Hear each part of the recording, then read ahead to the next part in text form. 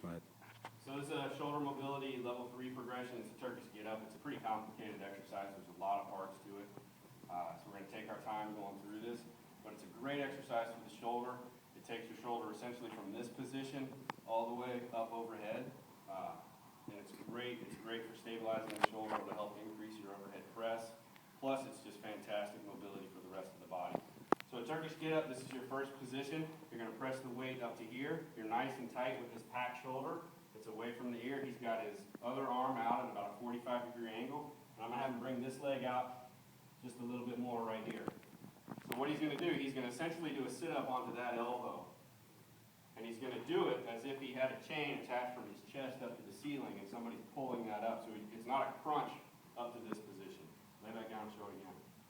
So the chest leads the whole thing. His chest comes straight up here. So it's not a crunch. Go ahead up to the elbow post. Good. So it keeps a nice flat back, sticking his chest out. He's got almost a straight line from the kettlebell straight through his shoulders down to the elbow. Now he's going to go up onto the hand. So again, a nice straight line through here. Now he's going to bridge up. His goal right here is to get his hips up as high as he can and kick that straight leg underneath his body. So now he's in the kneeling position.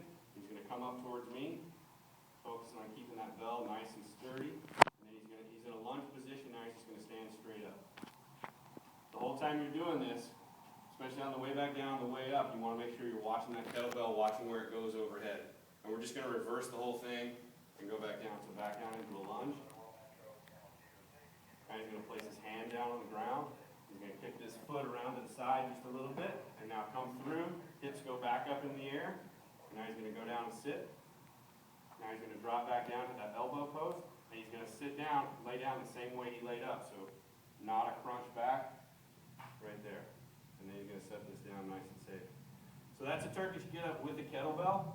I don't want you to go to the kettlebell immediately, so we're going to do what we'll call a naked get up. It doesn't mean Mike's going to take his clothes off, unfortunately for some of you. But it's just a naked get up. It means he doesn't have a weight in his hand. And so ideally what we're going to do, he's going to do a get up with my shoe on his hand. So the goal, before you add weight to this pattern, you need to be able to do a get up by balancing a shoe on your hand, I would say at least 3 times on your fist. And don't use your thumb as a cheat tool either. So he's going to do the same get up by balancing that shoe. In order to do this, he's got to be really stable through the shoulder, really stable through the core.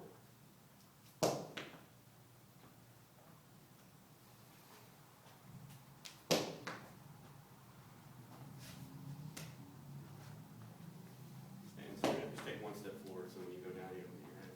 Thanks. Just going to reverse it to a lunge down to the hand. He's going to kick that back leg out behind him and bring it out in front.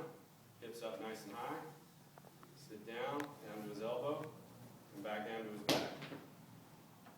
So my recommendation would be, until you can do that, I would say probably 3 or 4 times and not drop the shoe in a row.